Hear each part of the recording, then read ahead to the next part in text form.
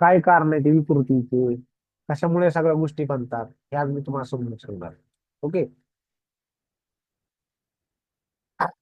मला सांगा, आज मी तुमच्या समोर प्रत्येकासमोर एक गोष्ट जी घेऊन आलोय जी तुम्हाला सगळ्या सांगायची होती, की इकॉनॉमिकल सर्वे केलेला आहे. खरं आता जे प्रेझेंटेशन मी तुमच्या समोर मांडणार आहे तिथून खरं तुम्हाला मजा येणार आहे सगळं ऐकायला. साधारणतः 30-40 वर्षापूर्वी भारतामध्ये एक सर्वे केला गेला होता. बरोबर ना? प्रत्येक वर्षी अर्थशास्त्रज्ञ लोक सर्वे करतात. आणि काही शाणे लोकांनी विचारलं गेलं की भारताची ग्रोथ आणि प्रगती कशी होणार, भारतामध्ये कुठले कुठले व्यवसाय चालणार आहेत.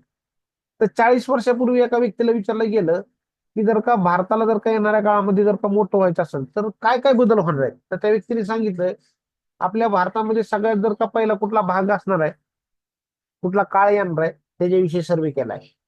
बऱ्याच गोष्टी समजून सांगितलं.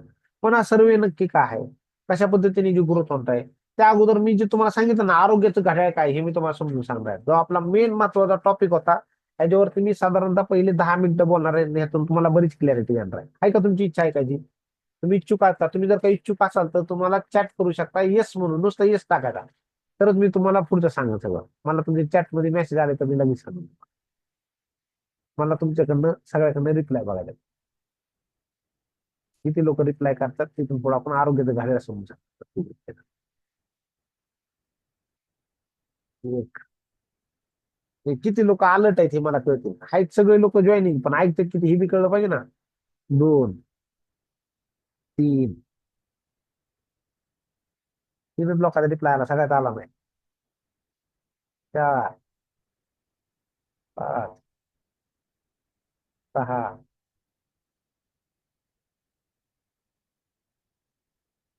अजून अजून 2-3 लोकांचे रिप्लाय, म्हणजे काही लोक अलर्ट आहेत.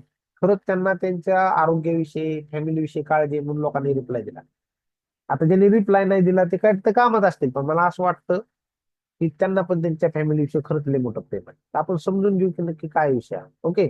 चलो आले सगळ्यांचं काम. तर आपला महत्वाचा विषय आहे तो आपण समजू. स्क्रीन दिसते सगळ्यांना क्लिअर?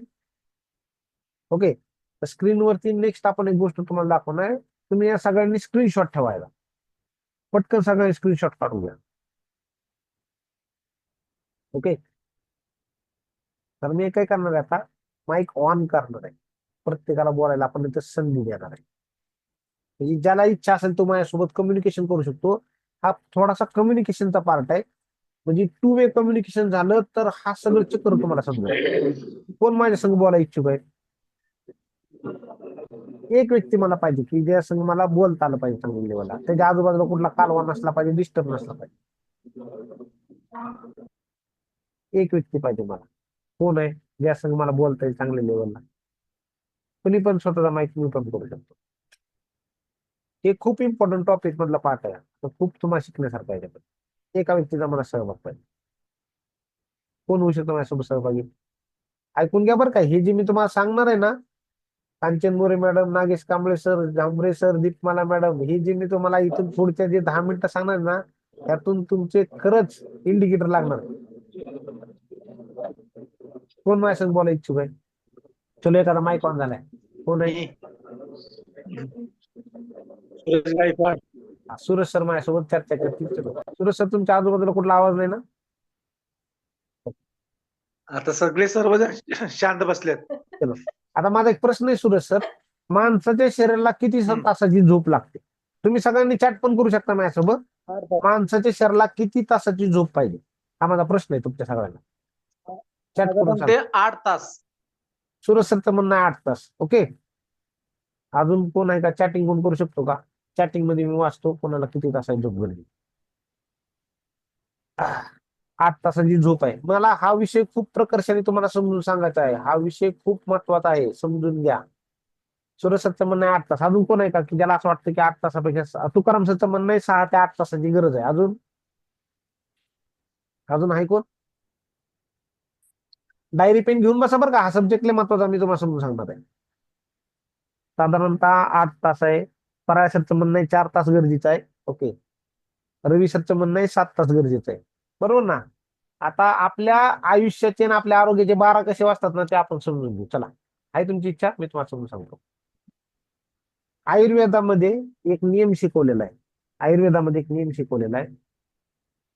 कसा मी तुम्हाला सांगतो. रात्री 10 ते रात्री 12 लिहा बरं का, रात्री 10 ते रात्री 12.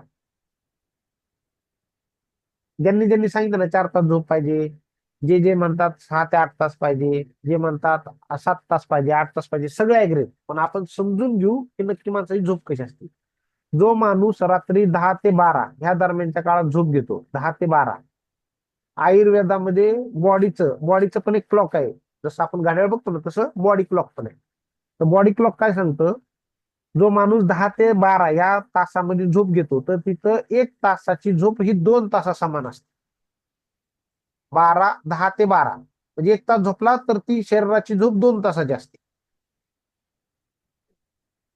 समजलं तुम्हाला?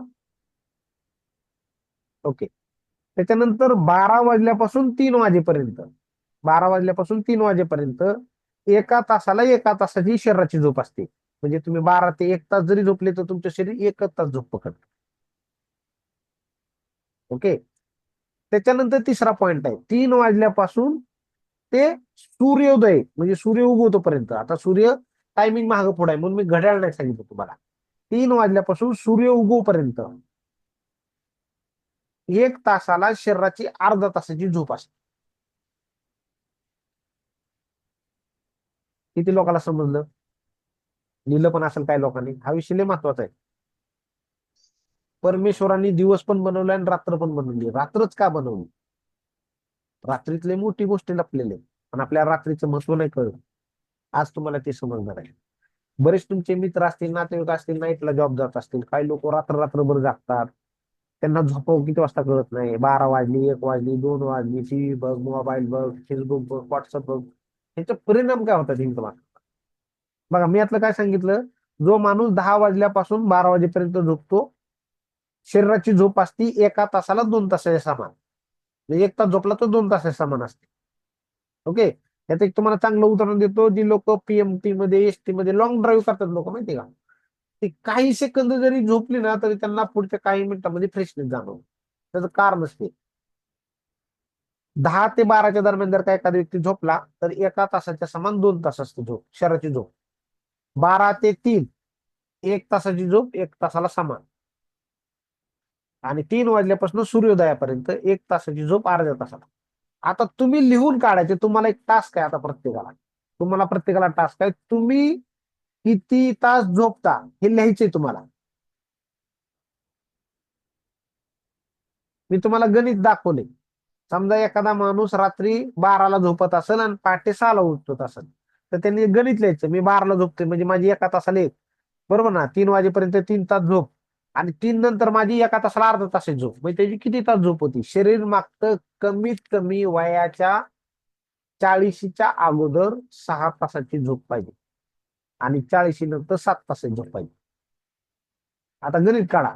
आपण किती तास बॉडीला रिलॅक्स करतो, आणि बॉडीला का रिलॅक्स नाही केलं तर त्याचे काय तोटे आहेत हे मी तुम्हाला सांगतो. नंतर आपण ही बॉडी क्लॉक समजून घेणार आहे. बघू तुम्ही किती लोक ऍक्टिव्ह आहे, आपण यातनं कळेल.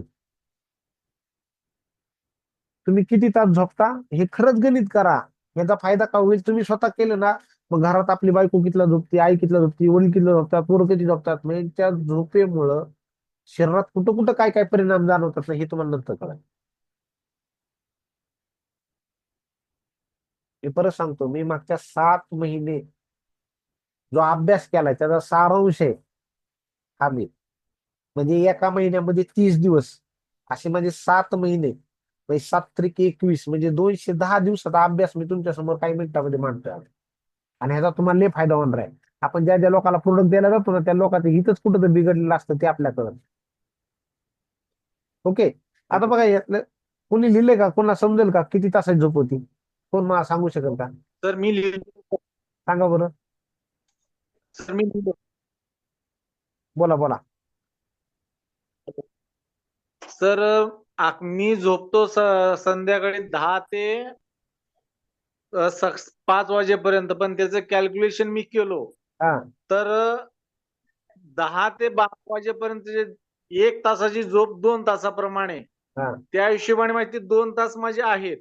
त्यानंतर 1 वाजल्यापासून ते 3 वाजेपर्यंत समान 1 तास. हा, असं मी कॅल्क्युलेशन काढलं, फक्त माझी झोप होती 7.5 तासच झोप होती बरं. तुमची 5 वाजेपर्यंत. बरोबर. बघा सरांनी गणित केलं की बघा सरांना असं वाटत होतं घड्याळानुसार मी 6-7 तास झोपतोय, बरोबर. पण जेव्हा ऍक्च्युअल मध्ये घड्याळ काढत असेल तर आता बघा सर 10 वाजता झोपतातच का नक्की, हा एक प्रश्न आहे. झोपत असतील तर ओके, आणि जर काही झोपायला 11-12 वाजत असतील तर अहो, झोपतच नाही सर त्यांनी. बघा तिकडनं खरी माहिती आली. तरी 1 वाजता झोपतात. बघा पप्पा जर का 1 वाजता जर का झोपायला लागले तर मग बघा प्रत्येक तासाला 1 तासाचं गणित लागतं. म्हणजे खरंच तुमच्या बॉडीला जर का झोप चांगली नाही भेटली तर त्याचं कारण असतं. परमेश्वराने रात्र तेवढ्यासाठी म्हणलं, रात्री आपल्या शरीरामध्ये नवीन नवीन पेशी बनत असतात. जेवढी बॉडी रिलॅक्स राहील तरच शरीरामध्ये नवीन नवीन पेशी बनतात. आणि नवीन पेशी मिळतच नाहीत आपल्याला, त्यामुळे आपला गोंधळ वाढतो. चलो आपण ह्याच्यात तर तुम्हाला कळलं की तासाचं गणित कुठे बिघडलं. आता ज्याला तुम्ही प्रोडक्ट द्यायला जाता ना, कधी कधी त्याला हे विचारा, आज तुम्ही तुमच्या पेपर त्याला हे नका समजून सांगू, हे तुम्ही समजून घ्या. तो किती तास त्याच्या बॉडीला झोप देतो हे तुम्हाला लक्षात येईल. ओके, आता आपण समजून घेऊ की तुमच्या समोर एक बॉडी क्लॉक दिलाय मी, तुम्ही प्रत्येकाने स्क्रीनशॉट पण घेतला असेल. आता त्याला थोडस झूम केलं तर तुमच्या समोर बघा वरती काय दिलं असेल, मिड डे दिलं असेल, बरोबर ना. 12 वाजल्यापासून पुढे गणित आहे. तर आपण आता समजून घेऊ की माणसाचं शरीर नक्की कसं काम करतं. ऐकायचं तुम्हाला तर 100% प्रत्येकाला ऐकायची इच्छा असत, बरोबर ना. आपण नाकाने घेतो, काय घेतो, श्वास घेतो, बरोबर ना. आणि नाकाने बाहेर सोडतो, बरोबर ना. तर तुमच्या प्रत्येकाच्या डाव्या हाताला खालच्या बाजूला बघा 4 वाजले दिसतात, दिसतात तुम्हाला. माणसाला सगळ्यात सुंदर उठण्याची वेळ कोणती आहे? कोण सांगल सर्वात सुंदर उठण्याची वेळ? आपल्या घरामध्ये जर का ग्रामीण भागातली जुनी माणसं असतील तर ती किती वाजता उठतात ते नीट बघा. किती वाजता उठतात? 4 वाजता उठतात. तुम्ही ऐकता ना सगळे? तुम्हाला वाटतं ना इंटरेस्ट आहे काय नक्की बॉडी क्लॉक काय नीट समजून घ्या. 4 वाजताच का बरं पूर्वी काळची लोक उठत असतील? त्याचं एक सायंटिफिक रिझन मी तुम्हाला सांगतो, म्हणजे शास्त्रीय कारण आहे. आपल्या वातावरणामध्ये ऑक्सिजन, कार्बन डायऑक्साईड आणि ओझोन हे 3 वायू असतात. आणि सकाळी 4 वाजल्यापासून ते 6 वाजेपर्यंत, सकाळी 4 वाजल्यापासून 6 वाजेपर्यंत प्रत्येक माणसाच्या शरीरामध्ये सगळ्यात अनेक ऊर्जा स्त्रोत आहे की जिथं प्रत्येक बघा हृदय तर सगळ्याला रक्त पुरवतं आणि प्रत्येकाची एक वेगळीच एनर्जी. आपलं सगळं शरीर एनर्जी ना, ताकद लागते, पण त्यात पण एक एनर्जीचा सोर्स असतो. म्हणजे सगळ्यात जास्त ताकद त्यावेळेस त्या ऑर्गनला दिलेली आहे परमेश्वराने. सकाळी 4 ते 6 ह्या वेळेमध्ये सगळ्यात जास्त जर का ताकद कशात असते तर ती फुफ्फुसामध्ये असते. कशात असते? फुफ्फुसामध्ये. तुम्ही जेवढं तुमच्या फुफ्फुसामध्ये सकाळच्या दरम्यानच्या काळात प्राणायाम करणार, योगासन करणार, व्यायाम करणार, जेवढं तुमचं हृदय मजबूत, फुफ्फुस मजबूत होणार. फुफ्फुसात ऑक्सिजन जातं बरं का, सगळे अवयव बदलता येतात पण फुफ्फुस कधी बदलता येत नाही. जेवढा तुमचा फुफ्फुसामध्ये ऑक्सिजन साठणार तेवढं तुमचं फुफ्फुस मजबूत राहणार, तेवढं तुमचं आयुष्य वाढणार. आता याचं गणित कसं मी तुम्हाला सांगतो, याचं लय साधं सोपं गणित आहे. माणूस श्वास घेतो किती वेळा, सोडतो किती वेळा. म्हणजे 2 चांगले उदाहरण मी तुम्हाला सांगतो. एक आहे कासव आणि दुसरा आहे कुत्रा. कासव माहितीये, कासव एकदाच ऑक्सिजन घेतो आणि पाण्याच्या तळाशी जाऊन बसतो, कमीत कमी 4-4 दिवस बाहेर निघत नाही. कासव असा एक प्राणी आहे जो श्वास कमी घेतो, एकदाच ऑक्सिजन घेतो, खाली जातो आणि तो 3-4 दिवसांनी बाहेर येतो ऑक्सिजन घेण्यासाठी. आणि कुत्रा असा असतो की सारखा श्वास घेतो, श्वास सोडतो. म्हणजे मग कुत्रा कुत्रा कसा करत श्वास कसा घेत असेल, तोंडाने करू नका बरं का कोण, नाही लोक तोंडाने करतील. तर जो माणूस पटपट श्वास घेतो, पटपट, त्याचं आयुष्य कमी होतं. आणि ज्याला दीर्घ श्वासाची सवय लागते बघा, परमेश्वरांनी आम्ही जे शिकलो त्यात मी तुम्हाला शिकवतो, ज्याचा दीर्घ श्वास असतो त्याचं आयुष्य वाढतं. कारण आपण जर का आपल्या फुफ्फुसाला सारखंच कामाला लावलं, श्वास घे, श्वास सोड, श्वास घे, अहो हे थकेल एक दिवशी. तुमच्या माहितीसाठी सांगतो, मागच्या 7 महिन्यात मी काही पेशंटला बघितलं, काही लेडीज लोक आहेत त्यांचं फुफ्फुस लय कमकुवत आहे. श्वास घ्यायला जरी लागला ना तरी त्यांना त्रास होतो. आता वीक झालेत लोकांचे लंग्स. तुम्हाला पण अनेक ठिकाणी अशा काही गोष्टी बघा, ज्यांना दमा, अस्थमा, टीबीचे पेशंट वगैरे झालं ना, त्यांनी त्यांच्या फुफ्फुसाची काळजीच नाही घेतली. का नाही घेतली?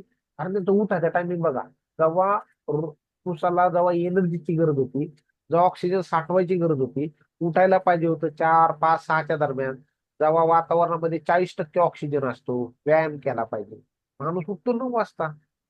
त्याचं उठण्याचं टायमिंग जर का बघितलं तर 9 वाजता. जेव्हा त्याच्या ऑर्गनला म्हणजे त्याच्या फुफ्फुसाला ताकद द्यायची होती त्यावेळेस त्यांनी ताकदच भरली नाही. जसं म्हणतो आपण गाडीमध्ये टायरमध्ये हवा 30 पाहिजे, 30-35 पाहिजे तर टायर व्यवस्थित चालतो. घरातले जे इलेक्ट्रिसिटी असते त्याला 240 व्होल्ट पाहिजे तर लाईट व्यवस्थित चालू शकते. आता या दोन्हीची जर काही एनर्जी कमी केली तर नीट चालेल का हो? नाही चालणार. तसंच आपलं फुफ्फुस आहे. त्याला जर का तुम्ही रोज सकाळी उठले, जसं आमचं जांभरे सर बघा पहाटे लवकर उठतात आणि तिकडे कानाच्या गडावर जातात. माझ्या माहितीनुसार मी बऱ्याच वेळेस त्यांचं स्टेटस बघितलं असेल, समीर सर असतील, जांभरे सर असतील, स्टेटस बघितले.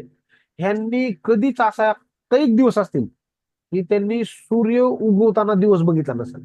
प्रत्येक दिवस असा असेल त्यांच्या आयुष्यातला की त्यांनी उगवता सूर्य बघितलाय. म्हणजे सूर्य उगवतो नाही झोपल्यात असे मी कधी यांना बघितलं नसेल. कारण त्यांच्या स्टेटस 6 वाजता, पहाटे 4:30ला हे कुठं तर आहेतच. गडावर गेल्या चालतात. म्हणजे यांच्या वातावरणाचा 40% ऑक्सिजन फुफ्फुसात जातोय. फुफ्फुस मजबूत होते तेव्हा त्यांना चांगली एनर्जी मिळते. ओके. मग बरेच हा लोक हा. बघा बरं, जे लोक उशिरा उठत असेल त्यांचं फुफ्फुस लवकर खराब होईल का नाही होईल? आता मी पुण्यात राहतो, कात्र सारख्या एरियामध्ये, स्वारगेट सारख्या एरियामध्ये. इथं जर का माणूस रात्री सकाळी लवकर उठत नाही, 8-9 वाजता उठतो आणि त्याला जर का कात्रजला जर का सोडला ना, त्याला 40% ऑक्सिजन घ्यायची गरज होती सकाळी 4 वाजल्यापासून 6 वाजेपर्यंत. उठतो 9 वाजता, कात्रजच्या चौकात जातो ना तेव्हा वातावरणामध्ये कार्बन डायऑक्साईड सगळ्यात जास्त असतो आणि ऑक्सिजन फक्त 2-3% असतो. तुम्हाला सांगा ते फुफ्फुस राहील का हो मजबूत? नाही राहणार. तुम्ही पण तुमच्या घरामध्ये बघा लोकांचं झोपायचं आणि उठायचा टायमिंग किती. जेव्हा तुमच्या लक्षात येईल जर का तुम्ही पहाटे 4 ते 10च्या दरम्यान जरी उठून बसले आणि आलो विलोम असतं, एका नाकाने श्वास घेणे आणि एका नाकाने श्वास सोडणे, हा जरी प्रयोग प्रत्येकाने प्रत्येकाच्या घरात केला तर उभ्या आयुष्यामध्ये दमा, अस्थमा आणि टीबी सारखे आजार जाणार. फुफ्फुसाचे कोणतेही विकार जाणार, फुफ्फुस मजबूत राहील. दीर्घ श्वासाची सवय लावायची. दीर्घ श्वास म्हणजे काय हे तुम्हाला समजून सांगतो. एक मोठा ऑक्सिजन घ्यायचा, साठवायचा, 30 पर्यंत म्हणायचं आणि सोडायचं. ज्याला 30 पर्यंत म्हणता नाही आले मध्ये जरी सोडला तरी काय हरकत नाही, पण हळूहळू हळूहळू हळूहळू हळू तुम्ही त्याला वाढवता. श्वास घ्यायचा आणि म्हणायचं म्हणा 30 पर्यंत म्हणायचं, हळू सोडायचं. हे जर का केलं तर मी सांगतो तुमच्या प्रत्येक आतमध्ये असणाऱ्या पेशींना ऑक्सिजनची सगळ्यात जास्त गरज आहे. आपलं फुफ्फुसच निकामी जर का होत असेल हळूहळू तर मला सांगा नंतर आपल्या हॉस्पिटलमध्ये व्हेंटिलेटर जरी लावला तर आपलं फुफ्फुस मजबूत राहील का हो? नाही राहत. ओके. आता त्याच्यानंतर जाऊ आपण 4 वाजल्यापासून 6 वाजेपर्यंत. आता 6 वाजल्यानंतर जो पुढचा जो कुठला अवयवाला जर का ताकद देत असेल परमेश्वर शरीर तर त्याने मोठं आतडं. मोठं आतडं लय मोठं काम करतं. मोठं आतडं म्हणजे आपल्या गाडीचा जसा सायलेन्सर आहे, सगळा धूरबीर बाहेर काढतो ना, तसं मोठं आतडं आपल्या बॉडी मधला सायलेन्सर आहे. सगळी घाण बाहेर काढायचं काम. आणि असं म्हटलं जातं की सकाळ त्याचं पोट साफ, त्यांची बॉडी साफ. मोठ्या आतड्यामध्ये ताकद असते बरं का. ज्या लोकांचं मुळव्याध होतं ना त्यांची पोट साफ होत नाहीत. मुळव्याधवाले ऐका बरं का, त्यात पण मुळव्याधवाले शरीरामध्ये ऊर्जा असती सकाळी मोठ्या आतड्यामध्ये, तर माणसाचं पोट साफ होत नाही. आज पोट का साफ होत नाही तर त्याला रात्रीची दिनचर्या मी तुम्हाला ती समजून सांगा. मला सांगा, लहान आतड्याच्या संदर्भ मोठ्या आतड्याच्या संदर्भात काही लोकांना प्रॉब्लेम, बगंदर, पाईल्स, पिस्टुला, काय काय आजार होतात, बद्धकोष्ठता, पोटच साफ होत नाही. एवढी चिकट संडास आहे माणसाच्या. बाथरूमला गेलं की माणूस गाणी म्हणत बसतो. 15-15, 20-20 मिनिटं लावतात. लोक मिसरी घासतात, तंबाखू खातात, व्यसनी झाल्यात, पोट साफ होत नाही. आणि असं म्हटलं जातं ज्याचं पोट साफ होत नाही ना त्याला लय मोठे आजार जाणार. मग माणसाचं रोज सकाळी किमान 6 वाजल्यापासून 7 वाजेपर्यंत या दरम्यानच्या काळात मोठ्या आतड्याची ताकद असते. या दरम्यानच्या काळात पोट साफच झालं पाहिजे. आता हे कसं साफ होणार हे मी तुम्हाला सांगणार. ओके. आता 6च्या नंतर टायमिंग देतो 8चा. 8 वाजता सगळ्यात जास्त जर का परमेश्वर ताकद कुठल्या अवयवात देत असेल तर ते आपलं स्टमक आहे. तुम्ही तुमच्या स्क्रीनच्या डाव्या बाजूने बघा बरं का, 8 वाजल्यात, आता सकाळच्या 8 वाजल्यात तर सगळ्यात जास्त माणसाला पोटात अग्नी असते. शरीर असे काय एन्झाईम्स बनवतं ना, तुम्ही खाल्ल्यानंतर त्याचं पाचक रस बनवतं आणि ते पाचक रस बनवण्यासाठी शरीरामध्ये अन्नाची गरज असते. म्हणून परमेश्वर सांगतं ग्रामीण भागातली पहिली लोक निहारी करत होती. निहारीचा अर्थ म्हणजे काय, ब्रेकफास्ट नाही बरं का. म्हणजे नाश्ता पोहे बी नाही, न्याहारी स्टमक मध्ये अन्न गेलं पाहिजे, म्हणजे पोळी भाजी भाकरी भरपूर आहार गेला पाहिजे. आता मला सांगा, जो माणूस सकाळी पोटभर न्याहारी करेल, गणित समजून घ्या, जो माणूस सकाळी पोटभर न्याहारी करेल, पोटभर अन्न जाईल, तर शरीरामध्ये पोटाची ताकद बन ना सगळं पचवायचं. मला सांगा, जो 9 वाजता उठत असेल त्याच्या पोटात काय जात असेल का? ते मोठा प्रॉब्लेम चालू होतोय याच्यामुळे. मग मला सांगा, ज्या ज्या वेळेस ठरवलेलं आहे त्या त्यावेळेस माणसाने जेवण केलंच पाहिजे. मग ज्या वेळेस त्याला पोटाला गरज आहे जेवणाची त्यावेळेस त्यांनी जेवण घेतलं पाहिजे का नाही? पण लोक घेत नाहीत. आमच्या भारतातल्या अनेक महिला सकाळ उठले की चहा पितात. त्यांच्या पोटाला गरज आहे अन्नाची, पिलं जाते चहा. का मला सांगा, त्यांच्या शरीरात आजार चालू होणार का नाही होणार? अनेक महिलांना जे त्रास चालू होतात त्याचं कारण असते. म्हणून सकाळी 8 ते 10च्या दरम्यान पोटभर जेवलं पाहिजे. त्याच्यानंतर आहे आपल्या बॉडी मधला स्प्लीन नावाचा एक अवयव आहे. हा लय मोठा अवयव बरं का, बरोबर ना? ह्याच्यावरती काय काय आहे ते तुम्हाला समजून सांगतो. ह्याच्यावरती काय काय, हे स्प्लीन हे आपल्या पचन संस्थेतला घटक नसतं. हे काय काय बनवतं माहिती का? आपल्या शरीरामध्ये पाचक द्रव्य बनवण्याचं काम करत असतं, लिव्हरला कंट्रोल करण्याचं काम करतं, प्लस हे आपल्या शरीरातला शुगर कंट्रोल करण्यासाठी इन्सुलिन बनवण्याचं. बघा, 3 गोष्टी आहेत. ज्याला शुगर बिगरचे आजार आहेत का, अशा लोकांसाठी मला सांगायचं आहे की 10 वाजता त्या माणसाची स्प्लीन ऍक्टिव्ह असते.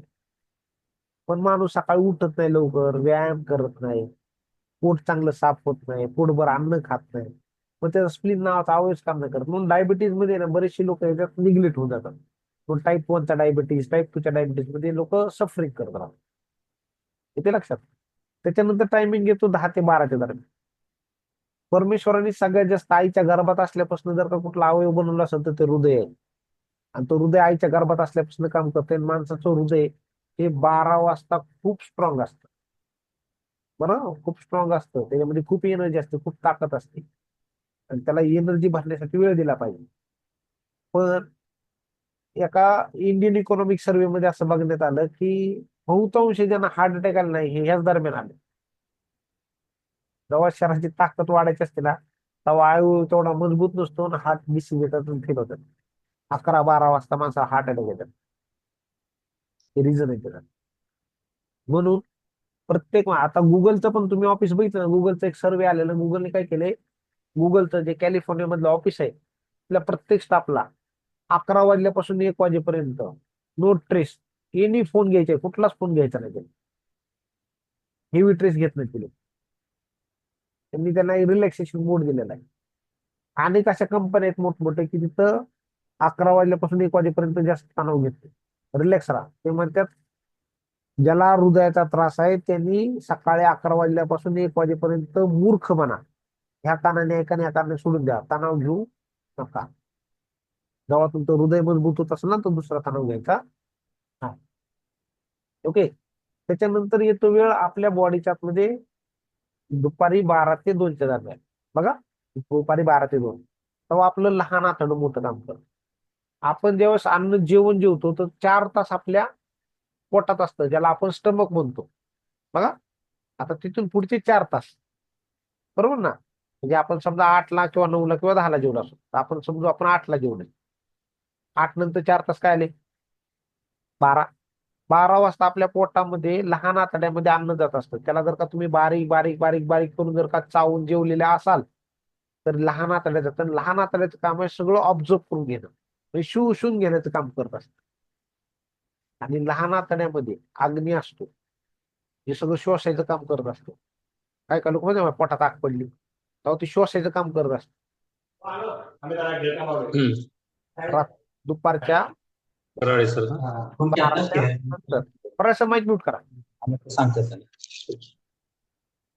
दुपारी 12 ते 2च्या दरम्यान लहान आतडं काम करत असतं. बघा, यावेळेस अन्नाला पोटाची गरज नसते, हे श्वासाचं काम करत असतं. पण बऱ्याच बँकेमधले बरेच कामातली लोक 12 ते 2 वाजता जेवायला जातात. जेव्हा माणसाचं लहान आतडं काम करत असतं, जेव्हा श्वासाची वेळ असते तेव्हा माणूस जेवत असतो. त्याच्यामुळे पण गोंधळ होतोय. त्याच्यानंतर संध्याकाळी 5 ते 6च्या दरम्यान आपलं ब्लॉडर, ज्याला आपण मूत्राशय म्हणतो, बरोबर ना? आपल्या शरीरात वेग आहे, शिंक येणे, शी बाहेर पडणे, लघवी येणे. तेव्हा आपलं ब्लॉडर म्हणजे मूत्राशय असतं. तर असं म्हटलं जातं लघवी कधीच थांबवू नये, त्याने अनेक विकार चालवतात, पण महिलांमध्ये लघवी थांबवल्यामुळे मूळचे आजार चालवतात.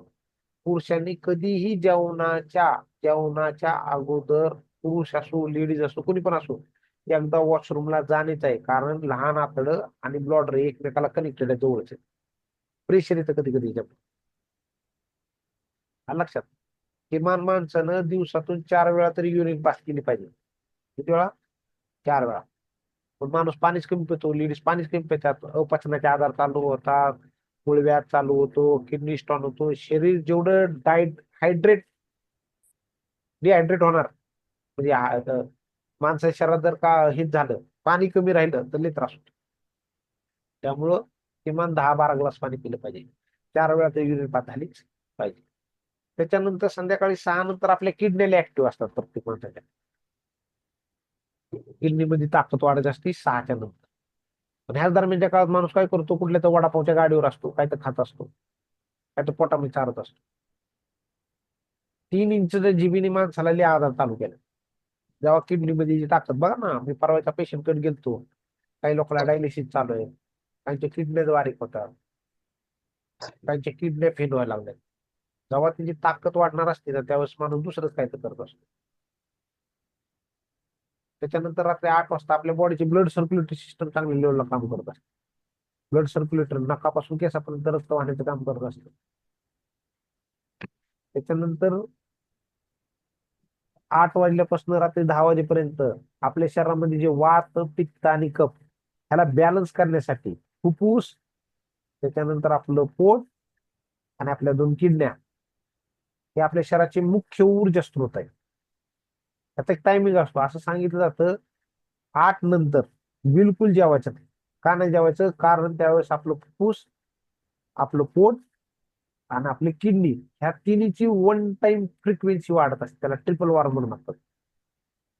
आणि या दरम्यानच्या काळात लोक, बायकोनी चिकन केलं असतं, मटन केलं असतं, बायको म्हणत असती दिवसभर माझा नवरा जेवलेला नाही बाबा, आता तू खाऊन घे रातच्या 10 वाजता. हॉटेल चालू असतात, लोक तंदूर रोटी तोडत असतात, गुन्हा आजार चालू. आणि रात्री 12 नंतर माणसाचं पित्ताशय काम करत असतं सगळ्यात जास्त. आणि एवढं सगळं माणूस राहतो ना, याला पित्त पाहिजे पचवायला. रात्री 2 वाजता माणसाचा लिव्हर चांगल्या लेवलला ऍक्टिव्ह असतो. मग एवढे सगळे अवयव कुठल्या कुठल्या वेळेत ऍक्टिव्ह राहतात हे मी तुम्हाला समजून सांगेन. आता मला सांगा, आपण कोणत्या वेळेत काय खातो, कधी झोपतो, हे जर का स्वतःच बघितलं ना, तर मला सांगा आपला का बरं आजार चालू नाही होणार? मला ज्या दिवशी कळलं ना, माझं मेंदूच बंद पडला होता, डोळ्याला लय उलट पडते. आणि कधीच कोण आपल्याला हे समजून सांगत नाही. आपण म्हणतो माझ्या कुटुंबात कधीच कोण नव्हतं आजार, अचानक कुठं आजार चालू झाले. त्याचं कारणच आहे, हळूहळू हळूहळू ज्या अवयवाला ज्यावेळेस ताकद द्यायची काम असते ना, त्यावेळेस त्या अवयवाची ताकद आपण कमी करत असतो. काय होईल? काही लोक बघा नाईट ड्युट्या करतात, ते म्हणतात, मी एका व्यक्तीला भेटलो, त्या व्यक्तीने मला सांगितलं 50 वर्ष म्हणला मी काय गोळी नाही, इंजेक्शन नाही, दवाखाना नाही, काही नाही, काय होतंय म्हणला मला. पण दुर्दैवाची गोष्ट सांगू का, पुढच्या 7 दिवसानंतर त्याला सिव्हिअर हार्ट अटॅक आला आणि तो गेला. हे सत्य आहे बरं का. काय काय लोक पण तुम्हाला भेटते, हे गोळी औषधाची गरज नाही, त्यांनी यांच्या बॉडीचा एवढा ताण तयार केला असं, अचानक कुठली तर घटना घडली म्हणून फ्यू ऑफ सेकंद घेतात. काय वाटतं, बॉडी क्लॉक खरंच आपण मेंटेन करत असेल का? बिलकुल नाही करत आपण. मला असं वाटतं आपल्याला जर का निरोगी राहायचं असेल, कोणती गोळी खायची असेल, ती बॉडी क्लॉक करणं गरजेचं आपल्याला. म्हणजे याचा साधा नियम आहे, सकाळी 8 वाजता पोटभर जेवा आणि संध्याकाळी 8च्या अगोदर जेवा, रात्री 10 वाजता झोप घ्या. ही गरज आहे प्रत्येकाला. त्याच्यामध्ये प्रत्येकाने प्रत्येकाची कुटुंब फॅमिली हळूहळू बसवा, एकदम बसत नाहीत कोण. दारुडा माणूस डायरेक्ट दारू प्यायचं सोडून दूध पिऊ नये, हळूहळू तुम्ही शिफ्ट व्हा. जर का तुम्ही हळूहळू शिफ्ट झाले तर तुमचं हृदय मजबूत होईल, तुमचा फुफ्फुस मजबूत होईल, तुमची किडनी फंक्शन, हे व्हायटल ऑर्गन आहेत, शरीराचे मुख्य अवयव आहेत. फुफ्फुस, हृदय आणि किडनी हे जर का मजबूत राहिले तर मोठा कुठल्या आजारला आपण फाईट नाही. आपण प्रत्येक जण इथे बिघडले. आता मला सांगा, आपण ज्यांना ज्यांना प्रोडक्ट द्यायला जातो ना, ते बॉडी क्लॉक परत एकदा समजून घ्या आणि नुसती त्याची दिनचर्या विचारा, तो उठतो कितीला, तो झोपतो कितीला, तो खातो कितीला. आणि तुम्हाला तेव्हा त्याचं गणित कळलं ना, तुम्ही त्याच्या समोर गणित मांडता ना तेव्हा कळेल ह्याच्या बॉडी किती किती आजार चालू होते. मोठमोठे ऍक्टर लोक का कॅन्सर झाला? पैसे कमी आहेत का? बॉडी क्लॉक चुकते त्यांना, अवयवाचं नॉलेजच नाही काय केलं पाहिजे काय नाही. किती लोकांना ही गोष्ट आवडली? किती लोकांना वाटतंय की सरळ खरंच आपण याच्यामध्ये चुकतोय, आपल्या गोष्ट आजपर्यंत कोणी सांगितलं नाही, शिकवलं. मला मला तर 7 महिन्यात ही गोष्ट जेव्हा शिकायला मिळाली मला असं वाटत होतं लवकर आपल्या लोकांना आपण सांगितलं. लई इच्छा होती मला का, पण खरंच आपण लोक आरोग्याविषयी गाफील आहे आपण. आपण लोक मृत्यूला घाबरतो का? मरणाला किती लोक घाबरतात? होय, घाबरतो कोण मरणाला?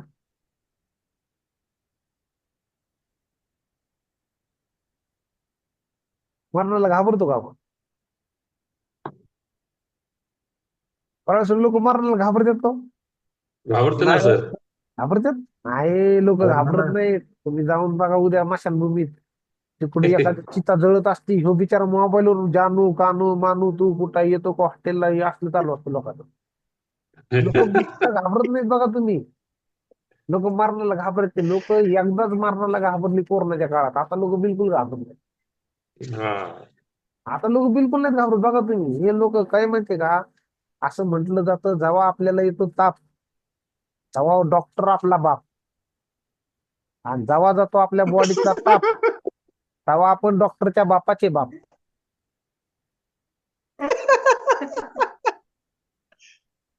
अरे खोटे? खरंय. बरोबर आहे, बरोबर आहे. नुसता आपला ताप जाऊ दे ना, आपण डॉक्टरच्या बापाचे बाप होतो. आणि आपल्याला ताप आलो की डॉक्टर तर आपला होतं, बाप. होतं. हा, बरोबर आहे. आपल्या हे पहिले समजलं पाहिजे. आपल्याला जर काही समजलं नव्हतं कधीच आपल्या डॉक्टरकडे जायची गरज नाही. आणि मला अपेक्षा आहे जी लोक मला आज ऐकतात ते तुमच्या सगळ्या धन्यवाद मानतो. तुम्ही इथून पुढे काहीतरी प्रमाणामध्ये आपली दिनचर्या बदलण्यावरती भर द्या. तुम्ही त्याला प्रोडक्ट देता ना त्याला पहिले त्याची दिनचर्या बदलण्यावर भर द्या. आपले प्रोडक्ट लेस होण्यासारखे आहेत, पण लोकांची दिनचर्या आपण बदलत आहे ना म्हणून आपल्याला काय काय लोकांना निगेटिव्हिटी, आणि आपले कधी समजून नाही सांगितलं. मी गॅरंटी देऊन सांगतो अख्ख्या सनेजमध्ये कोणाकडनं जिमी असतो असं नाही. अख्ख्या सनेजमध्ये नाही कोणा ही गोष्ट अगदी तुम्हाला समजा. आवडली तुम्हाला? येस सर, बरोबर आहे, बरोबर सर. Yes yes.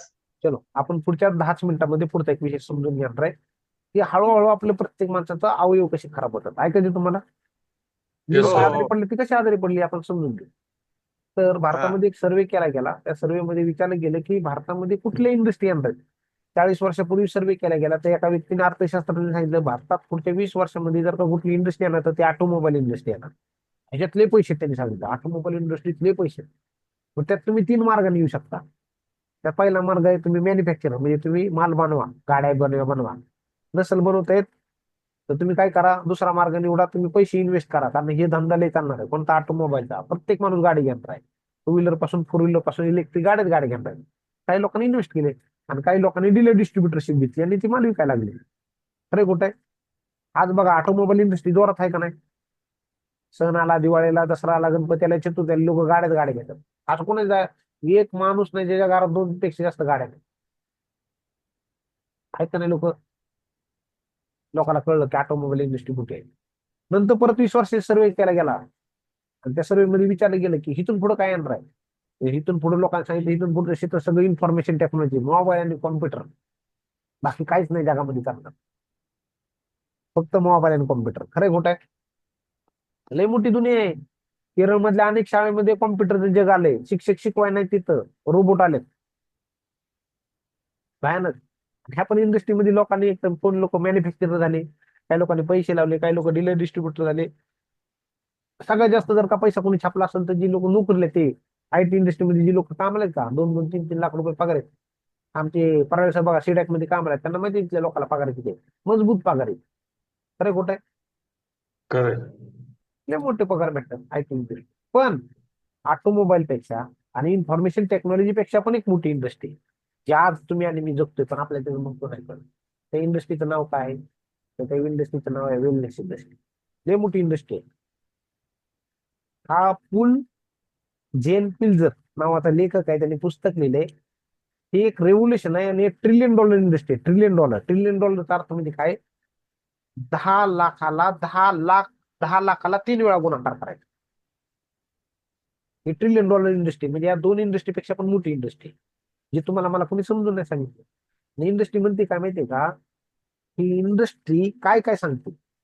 ही इंडस्ट्री लोकांना श्रीमंत तर बनवतीच पैशाने, पण आरोग्याने पण श्रीमंत बनते. म्हणजे स्वास्थ्य रक्षण, म्हणजे स्वस्त माणसाला अजून स्वस्त म्हणजे आरोग्य देण्याचं काम करते इंडस्ट्री. मग आज बघा आपल्याकडे जर का बघितलं गेलं तर आज सगळ्यात जास्त प्रमाण कशाचं वाढलंय. माणसाला 3 गोष्टीचं प्रमाण वाढलं. जिमचं प्रमाण वाढलं का नाही वाढलं आता. लय लोकांना फॅड आहे जिम जिम जिम. तुमच्या आजूबाजूला लोक जिमला जात असते, जातात का नाही जात. अनेक लोक आहेत जिमच्या लोकांना लय वेळ आहे. वेलनेस मध्ये दुसरा पार्ट आहे बघा, मिनरल वॉटर. भयानक मिनरल वॉटरचा सत्य मी तुम्हाला पुढे सांगणार आहे. आणि या वेलनेस इंडस्ट्रीमध्ये सगळ्यात जास्त जर का वाटा असेल कोणाचा तर तो फूड सप्लिमेंट आहे. मग तो कसा आहे काय थोडक्यात आपण समजू. हेल्थ क्लब, जे लोक हेल्थ क्लब मध्ये जातात, पोट बीट फूड आणलं असतं माझ्यासारखं, माझं पण आलं बरं का, मी बरंच कमी केले, मला नंतर फोटो पाठवतो बघा. पण लोक जिमला जाऊन काय करतात, फिट बॉडी करण्यावरती भरतात. आणि ह्याचा जर का बघितलं गेलं तर मार्केटमध्ये सगळ्यात जास्त ह्याचे फॅट करतात. पण त्यापेक्षा पण सगळ्यात जास्त लोक काय करतात, पाणी, मिनरल वॉटर. बरं सांगा, पाणी आपल्या जीवनाचा अविभाज्य घटक आहे. प्रत्येकाला पाण्याची गरज आहे तर डेफिनेटली, बरोबर ना. मग आम्हाला सांगा, प्रत्येकासमोर आता प्रत्येक जण प्रवास करत असेल. समजा एखादा माणूस पुण्यावरून सोलापूरला जर का प्रवास करतोय आणि रेल्वे स्टेशनला आहे, बरोबर ना. आणि रेल्वे स्टेशनला 3 ठिकाणी पाणी आहे. प्लॅटफॉर्मला पण पाणी असतं, आतमध्ये पण पाणी असतं, रेल्वेमध्ये असतं ना पाणी प्यायला, आणि मिनरल वॉटर मध्ये पण पाणी असतं. तुम्हाला जर का म्हणलं पाणी प्यायचंय तर कुठलं पिणार तुम्ही.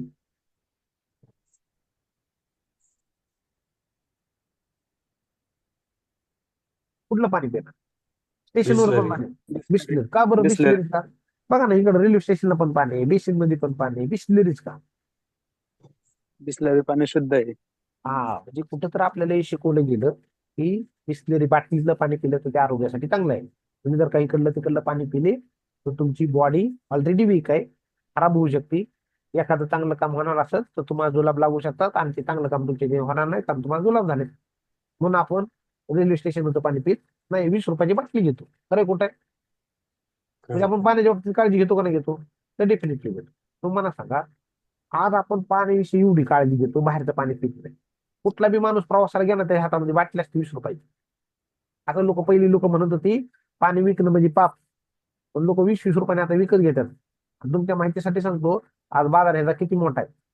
तुमच्या माहितीसाठी सांगतो, आज जर का बघितलं गेलं तर हे जे आपण जे पहिलं बघितलं ना पाठ कोणता, जिमचा, तर मार्केटमध्ये ही जवळजवळ त्याचा मार्केट शेअर जो आहे ना 6%.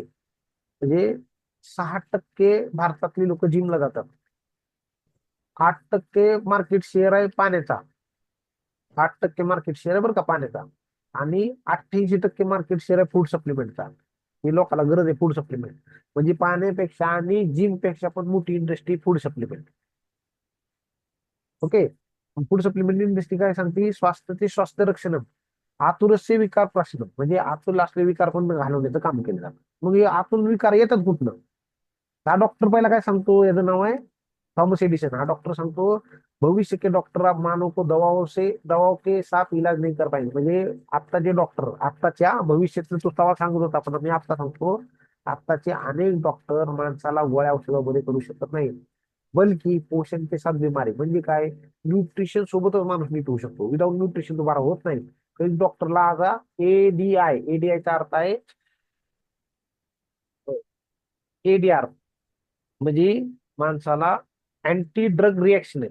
म्हणजे एवढ्या ड्रग्स खातात, एवढ्या गोळ्या खातात, रिएक्शन होतात. काय काय डॉक्टर डोकंच म्हणतो, डॉक्टर म्हणतो याच्या बॉडीचं आता कामच नाही, गोळ्या औषधच काम नाही करत. म्हणजे जेव्हा WHO मोठा रिसर्च करते. मग मला सांगा, आता माणसाचं आयुष्यात एवढं महत्वाचा विषय आहे शरीर, आता तो कसा खराब होणार आहे. बघा, आलती 20 लोक, राहिल्या 17 लोक, 3 लोकांचं नीटचं रिचार्ज संपलं, आणि खरा महत्वाचा गाभा होता तो लोकांच्या हातनं जाणार. म्हणून बघा, आता मी काय सांगतोय, 100% ध्यान द्या. इथे मी 30 मिनिटं सांगितले, पण मी 4च मिनिटं घेणार आहे. बघा, 100% इथून पुढे लक्ष द्या. पुढच्या 3-4 मिनिटांमध्ये मी जे तुम्हाला समजून सांगणार आहे, हे तर जर का नीट ऐकलं तर ठीक, समजा नाही ऐकलं तर परिस्थिती असेल, शायद कभी ये चीज, म्हणजे हीच गोष्ट तुम्हाला कुठला तर डॉक्टर आयसीयू मध्ये समजू. मग मला सांगा आयसीयू मध्ये समजलेलं चांगलं का इथं समजलेलं चांगलं? तिथं इथं. आता इथं समजलं.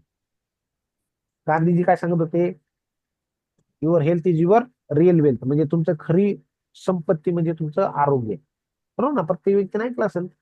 आपली आरोग्य संपत्ती, आरोग्य धन संपदा म्हणतो आपण. शुभम करोति कल्याणम आरोग्य.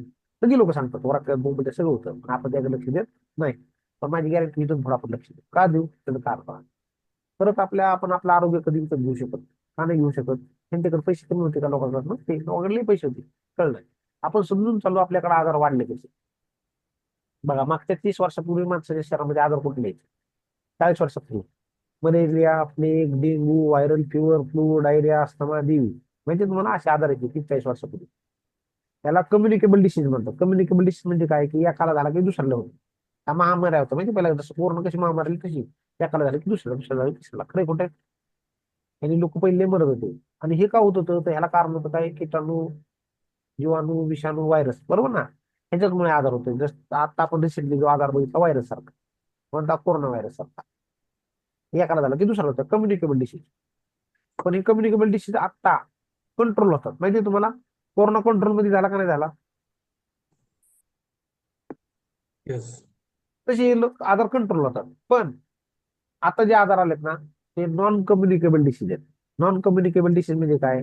एखाद्या माणसाला बीपी आहे आणि तुम्ही जर का त्याची गाठभेट घेतली, त्या सगळ्या हँडशेक केला, तुम्ही त्याच्या गळ्यात गळ गाठभेटली, त्याला बीपी झाला म्हणून तुम्हाला बीपी होतो का? नाही. नाही. ह्याला नॉन कम्युनिकेबल डिसीज. बघा आपल्यासमोर काय काय येतं नॉन कम्युनिकेबल म्हणजे एखाद्याला मायग्रेन येणं, हार्ट अटॅक येणं, पचनाचे आजार असणं, डायबिटीज असणं, बीपी, कॅन्सर, कोलेस्ट्रॉल, दाताचे आजार, जॉईंट पेन, केस, बरोबर ना? वजन वाढतंय, ऍसिडिटी आहे, किडनेस खराब होत्यात, उंचीच वाढत नाही, वजनच वाढत चाललंय, डोक्यात लक्षातच राहत नाही, लेडीजचे बरेच प्रॉब्लेम, त्वचेचे आजार, सेक्शुअल प्रॉब्लेम आहे, लिव्हर प्रॉब्लेम आहे, रक्तच वाढत नाही, है ना? लिव्हर पित्ताशयात खडे होत चालले आहेत, युरिक ऍसिड वाढतंय, थायरॉइड वाढतंय, प्रतिकार शक्तीच कमी आहे, लकवा होते, असे आजार आहेत का नाही? आता एका कम्युनिकेबल डिसीज आहेत का? म्हणजे मला झाले, मी तुम्हाला भेटलो म्हणून तो मला पण होतील, असे काय आजार आहेत का? तर हे आजार आहेत, ह्याला नॉन कम्युनिकेबल डिसीज म्हणतात. आणि हे माणसाच्या खाण्यापिण्यातून, माणसाच्या जीवनशैलीतून आणि काळजी न घेतल्यामुळे होतात आजार. ह्याचा कुठलाच व्हायरस नाही. फक्त 3 कारणे. नीट आहे का? कुठली कारणे? 3. एक तर आपलं खाणं पिणं, दुसरं आपली जीवनशैली, बघितलं मग अशी जीवनशैलीचं घड्याळ शिकवलं तिथं गोंधळ आहे. हम्म. आणि तिसरं काम आहे आपलं केअरलेस, आपण काळजी घ्यायचं बंद केले. आपण घाबरतच नाही ना, मरणाला घाबरत नाही आपण. तिथं मासनात गेलं तर बायकोला फोन लावतो, भाजीला काय केलं, असं होतं का नाही? केअरलेस आपल्या अंगात. मग मला सांगायचं काय, माणसाला हे आजार कुठून होतात? Non communicable disease. आणि एखादा आजार झाला तर आपल्याकडे काय काय पद्धती आहेत? काही लोक ऍलोपॅथी करा, आपल्याकडे सगळ्यात जास्त आहे ना जातीचा, धर्माचा आणि ऍलोपॅथीचा लय प्रकार करा. माणसाला असं वाटतं मला नीट करणारा म्हणजे एक मोठं हॉस्पिटल, एक मोठी मशीन आणि एक चांगला डॉक्टर. तुमच्या माहितीसाठी सांगतो, ऍलोपॅथी ट्रायल आणि एरर बेसची. कुठलीच पॅथी वाईट नाही, पण मला असं सांगायचं काय, ऍलोपॅथी जे काम करते ट्रायल आणि एरर म्हणजे काय, 3 दिवसा गोळ्या का नाही झालं तर परत घे, 4 दिवसा गोळ्या नाही झालं तर परत घे. ट्रायल आणि एरर बेस मध्ये माझ्या अनेक संपर्कातले डॉक्टरांनी जर का त्यांना विचारलं ऍलोपॅथी कोणत्या लॉजिकवर काम करते, तर ते एकच सांगतात, ट्रायल आणि एरर. म्हणजे आम्ही यांना देतो, ठीक वाटलं तर बरं, नाही तर दुसरे नाही, नाही तर 1 महिना चालवा, 2 महिने चालवा, 4 महिने चालवा, बरोबर. त्याच्यानंतर दुसरा आहे होमिओपॅथ, साबुदाण्यासारखा गोळ्या आयुष्यभर खात राहायच्या, आजार कधी बरा होईल त्यांना बी माहिती नाही, तुम्हाला माहिती नाही, त्याला म्हणतात होमिओपॅथ. तिसरा आहे नॅचरोपॅथ. नॅचरोपॅथ म्हणजे काय? निसर्गोपचार. निसर्गोपचार म्हणजे काय? मिट्टी, पाणी, धूप, हवा, सब रोगों की एक ही दवा. हो, असं आहे त्याच्यामध्ये नॅचरोपॅथ मध्ये. म्हणजे तुम्हाला कुठलीच गोळी दिली जात नाही नॅचरोपॅथ मध्ये. तुमचा आहार बदलला जातो, तुमची जीवनशैली बदलली जाते. पण माणूस एवढा आळशी आहे, नॅचरोपॅथला अजिबात जात नाही, निसर्गोपचार केंद्रात एक बी जात नाही. ते म्हणते त्या डॉक्टरला अक्कलच नाही. आणि सगळ्यात जास्त आज जर का प्रचलित होत चाललं असेल तर आयुर्वेद. आता लोकांचा पूर्ण तर आयुर्वेदावर विश्वास वाढलाय. आपण ऑक्सिजन इंडस्ट्रीमध्ये काम करतो. मग आता आपल्याला जर का आजार बरे करायचे असेल तर ऍलोपॅथीवर लोक तेवढं ट्रस्टी होत नाही, पण ऍलोपॅथीपेक्षा आयुर्वेद तेवढं ट्रस्टेड झाले. मग मला सांगायचं काय, वेलनेस इंडस्ट्री नक्की काय काम करते? तर माणसाला प्रिव्हेंट करते, म्हणजे आजार होऊ नये म्हणून वाचवते, बरोबर ना? तुम्हाला सांगा आता याच्यामध्ये मी तुमच्या समोर दोन गोष्टी दाखवल्यात, ॲलोपॅथ काय आणि आयुर्वेद काय यातला फरक तुम्हाला समजा. समजा आपल्या घरासमोर दोन सोसायटी, एक सोसायटीचं नाव आहे गोकुळधाम आणि दुसऱ्याचं नाव आहे आरोग्यधाम, अयोध्याधाम. गोकुळधाम जिथं सगळे सीसीटीव्ही कॅमेरे लावले, अशा ठिकाणी चोर घुसल का हो? तिकडे 2-4 वॉचमॅन पण आहे, सीसीटीव्ही पण लावले. बरोबर सर, जिथं 2-4 वॉचमॅन आहेत, जिथं सीसीटीव्ही आहेत, अशा ठिकाणी चोरी होती का? नाही. नाही होत. अरे खोटं आहे? कारण अगोदरच तयारी करून ठेवली. चोरी होईल का? नाही होणार. दुसरी एक सोसायटी आहे, जिथं एक पण सीसीटीव्ही नाही, एक बी वॉचमॅन नाही, तिथं काय होईल? चोरी होईल 100%. तसंच असतं ॲलोपॅथी म्हणजे जिथं कॅमेरे बसवले नाही, जिथं वॉचमॅन नाही. ॲलोपॅथी मध्ये काय होतं, पहिला रोग होऊ दिला जातो. जसं चोरी झाली ना, चोरी झाल्यानंतर पोलीस येतात, मग तपासण्या चालू होतात, इन्व्हेस्टिगेशन चालू होतं. मग कशामुळे झालं, काय झालं नंतर. तसं ॲलोपॅथी मध्ये असतं, पहिला रोग होऊ दिला जातो, मग तपासण्या चालू होत्या. मग तुला सलाईन चालवायचं का, तुला गोळ्या चालवायचं का, तुला उभा फाडायचा का, तुला आडवा फाडायचा, हे नंतर ठरवलं. खरं खोटं आहे? खरंय. त्याला म्हणतात ॲलोपॅथ. आणि आयुर्वेद म्हणजे काय, ऑलरेडी प्रिव्हेंटिव्ह. तिकडे कॅमेरा, तिकडे कॅमेरा, सगळीकडे कॅमेरा लावून ठेव, म्हणजे आधारला घुसून देणार नाही. मग दोन्हीतलं कुठलं चांगलं आहे? आयुर्वेद. गोकुलधाम. कळलं का तुम्हाला? गोकुळधाम म्हणजे प्रत्येकाने गोकुळधाम केलं पाहिजे ना. मग गोकुळधाम काय सांगतं माहितीये का? गोकुळधाम एक गोष्ट सांगतो तुम्हाला, फॉर्म्युला लक्षात आला पाहिजे. हा फॉर्म्युला काय आहे? EARN. अर्न. अर्न म्हणजे काय?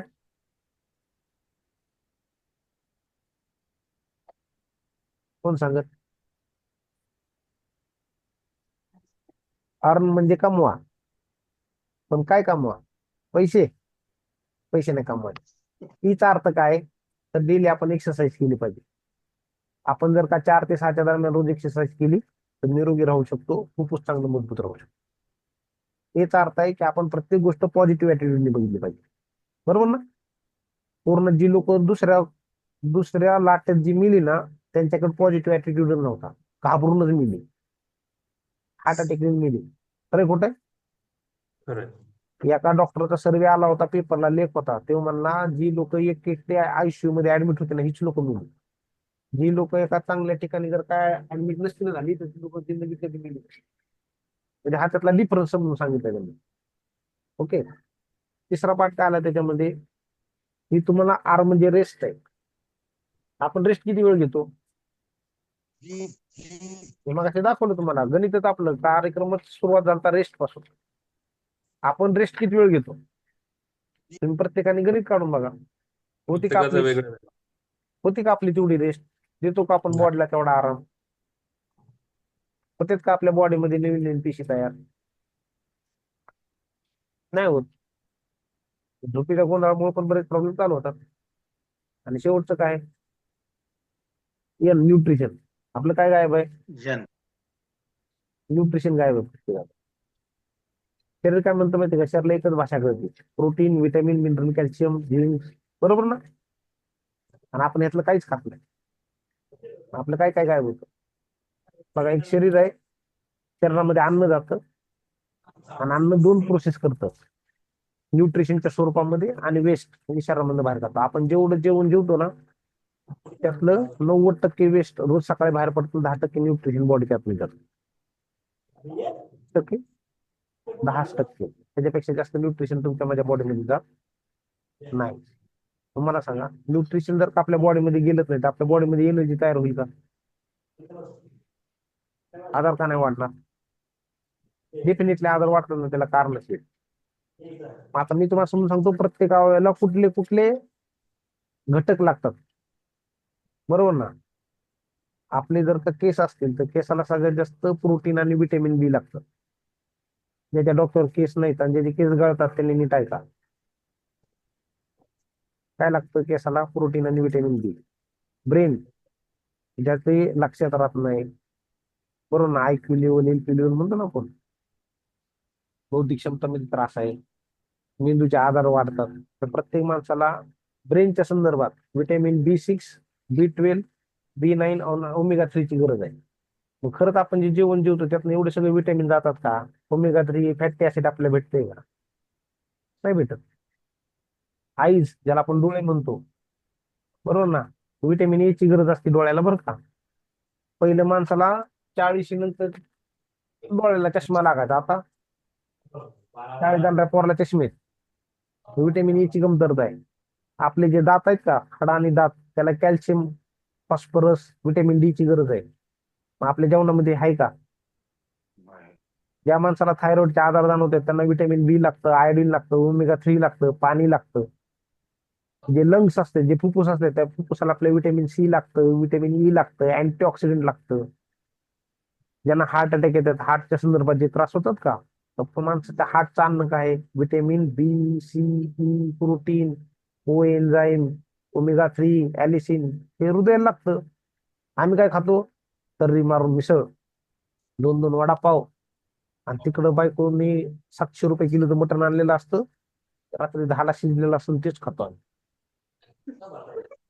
बॉडी काय म्हणती? अन्न पचायला मला 4 तास पोटात पाहिजे. आपण जेवतो 10ला, बरोबर ना. 4 तास कुठं पोटात, म्हणजे पहाटे 4 वाजेपर्यंत पोटात, नंतर जातं लहान आतड्यात. तिथं अन्न शोषायचं असतं, तेव्हा यांना लागते संडास. मग ते पचल का? ते नाही पचत. ते नाही पचत, ते म्हणतं पोटच साफ होत नाही. पोट साफ होत नाही, खायला रातचं मटण पचलत नाही. आपल्या नादात एक बकरं मेलं, 700 रुपये किलोचं आपण खाल्लं, नाव आपण त्या बकऱ्याला दिलं. ते नाव त्या बकऱ्याला ठेवतो आपण. म्हणजे परिणाम कुठं कुठं होतात. आणि ह्याच्याच परत ब्लॉकेजेस हळूहळू तयार होतात. जे गोष्ट पचत नाही त्याचं पित्त तयार होतं, रक्तात साठतं, कोलेस्ट्रॉल वाढतं, येतो हार्ट अटॅक. माणसाचा लिव्हर खराब होतो. लिव्हरला काय काय पाहिजे? विटॅमिन बी पाहिजे, विटॅमिन सी पाहिजे, विटॅमिन अँटीऑक्सिडंट पाहिजे. पॅनक्रिया आहे जो आपल्या शरीरामध्ये रक्ताला कंट्रोल करण्यासाठी इन्सुलिन बनवतो, त्याला विटॅमिन सी लागतं, विटॅमिन ई लागतं, प्रोटीन लागतं, फायबर लागतं. ब्लड, जगातला कुठल्याच एमआयडीसी मध्ये रक्त बनत नाही बरं का. एकच एमआयडीसी आहे शरीर नावाची, तिथं रक्त बनतं. तंत्रज्ञान एवढं पुढे गेलंय, शास्त्रज्ञ एवढं पुढे गेलेत, पण जेवणात जिंदगीत कधी रक्त कसं बनवायचं शिकले नाही. ते फक्त शरीर बनवतं. आणि शरीराला आयरन लागतं, विटॅमिन के लागतं. स्किन, स्किनला प्रोटीन लागतं, विटॅमिन डी लागतं, विटॅमिन ई लागतं. मला सांगा, प्रत्येक माणसाच्या शहरामध्ये एवढं सगळं भेटतंय का? बघा ना, प्रत्येकाला ऑर्गन डिसऑर्डर आहे. हे सगळे ऑर्गन आहेत, म्हणजे अवयव आहेत. केस, मेंदू, डोळे, दात, थायरॉइड, हे सगळे ऑर्गन आहेत. त्याला लागणारे घटक आहेत, पण आपण पुरवत नाही. जसे एखाद्या गाडीला पेट्रोल, डिझेल किंवा गॅस हे लागतं का नाही, तसंच हे, पण आपण हे देत नाही. आता बऱ्याच लोकांना यातनं उकल कळली असेल. एखादा माणूस जर का भेटतोय, त्याला आधार कळला तर त्याला प्रोडक्ट कुठले द्यायचे, तुम्ही प्रोडक्टचा थोडा अभ्यास केला की तुम्हाला हे पण कळून जाईल. ओके, थोडी दिनचर्या बदला, एक केलं की समजून जाईल.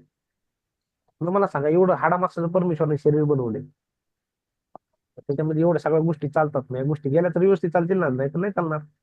शरीर काय म्हणतं माहितीये का? शरीर खाल्ल्यानंतर 4च गोष्टी होतात. एक तर त्याचं काय करतं, ते ऑब्झर्प्शन, म्हणजे शोषून घेतं.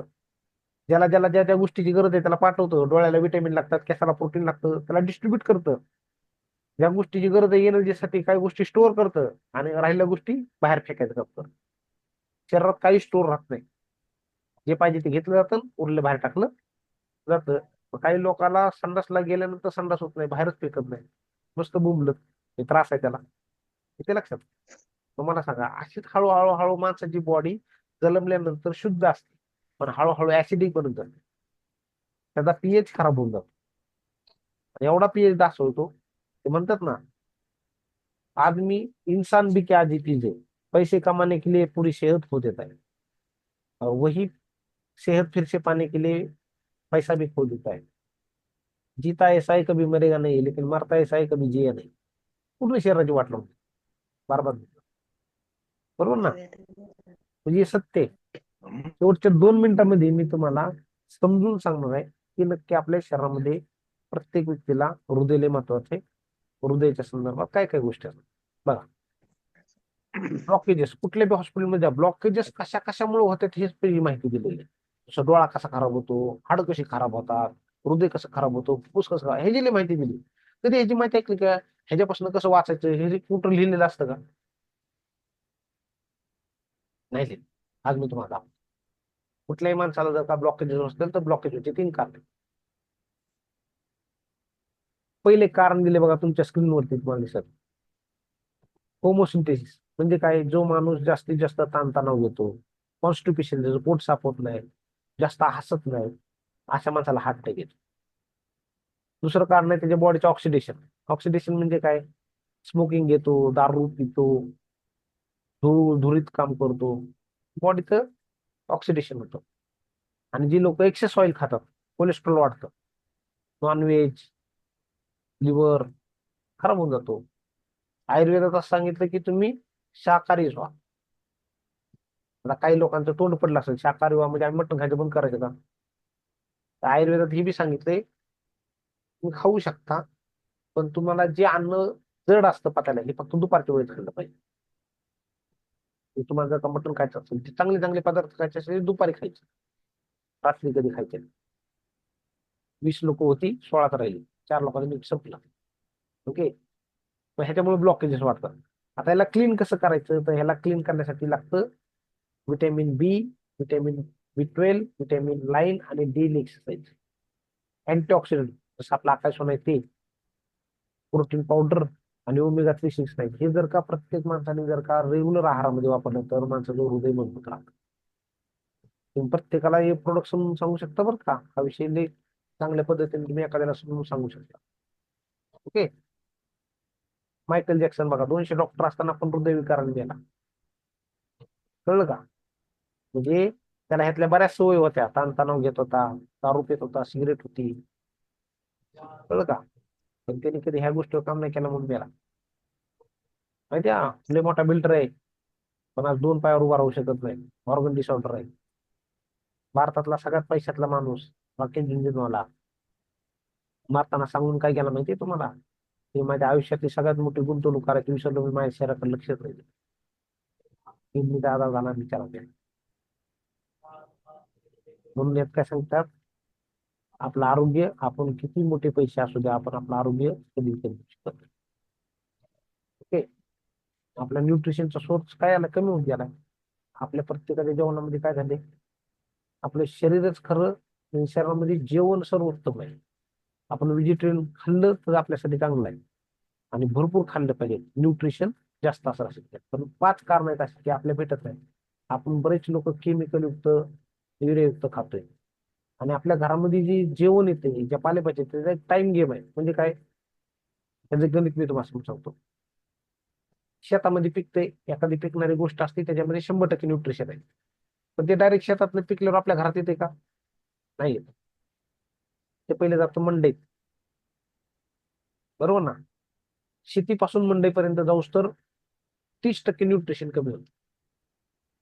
मंडईतनं जातं दुकानदाराकडे तर 30% न्यूट्रिशन कमी होतं. येते लक्षात? नंतर ते आपल्या घरामध्ये येतं, त्याला आपण नीट धुत नाही, कधी फ्रीजमध्ये ठेवतो आणि कधी कधी उशिरा बनवतो, त्यात 30% न्यूट्रिशन कमी होतं. म्हणून आपल्याला 10% न्यूट्रिशन. हे कधी जर का ऑर्गॅनिक पिकलं असेल तर, ते जर का युरिया आणि केमिकल टाकून जर का पिकवलं असेल तर 50% ऑलरेडी न्यूट्रिशन गायब असते, काहीच राहिलेलं नसतं. ओके, तिसरं कारण आहे आपल्याकडे आजार का वाटतात? कारण आपला जेवण बनवण्याची पद्धत आहे, बरोबर ना? जेवण बनवण्याच्या अनेक पद्धतीमध्ये चुके आहेत. कशा पद्धती आहेत? पूर्वी काळची लोक मडक्यामध्ये जेवण करायचे, आजची लोक कशामध्ये जेवण जेवतात? धातू बदलले आता, बरोबर ना? त्याच्यानंतर माणसाने सकाळी भरपूर जेवलं पाहिजे, दुपारी कमी जेवलं पाहिजे, रात्री त्याहून कमी जेवलं पाहिजे. आपली पद्धत होत पाहिजे. चौथं कारण आपण कोल्ड स्टोरेज मध्ये बऱ्याच गोष्टी ठेवतो. आणि बरेच लोकांना काय आहे, जसं वडापाव आपण खातो ना, वारंवार त्याच तेलामध्ये तळलेले पदार्थ खातो, रिफाइंड ऑइल खातो, त्याच्यामुळे धोके वाढलेत आपल्या आरोग्याचे. अन्न एक पूर्ण ब्रह्म आहे आणि आपण हे खाल्लं पाहिजे, हेच आपल्या शरीरासाठी उत्तम आहे, बरोबर ना? तुम्हाला आपण जे पण जेवण जेवतो ना, त्या जेवणामध्ये आपल्याला फक्त 10 ते 20% न्यूट्रिशन मिळतं प्रत्येकाला, आणि 80 ते 90% माणसाला न्यूट्रिशनची कमतरता आहे.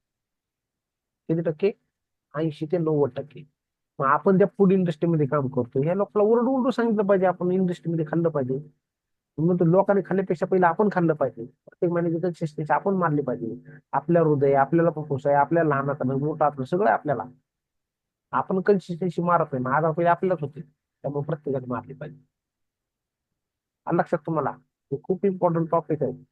मी परत सांगतो, जी गोष्ट आज ऐकून नाही घेतली, समजली नाही, तर एका दिवशी हॉस्पिटलमध्ये डॉक्टर कानात हे सांगणार आयसीयू मध्ये, बाबा तू हे नीट खाल्लं नाही म्हणून झालं. आलं लक्षात? दीर्घायुष्य जगायचं असेल तर काय? काय नियम आहेत मी ते सांगतो, शेवटचे स्लाइड आहे आणि तुमची सगळ्याची रजा घेऊन टाका.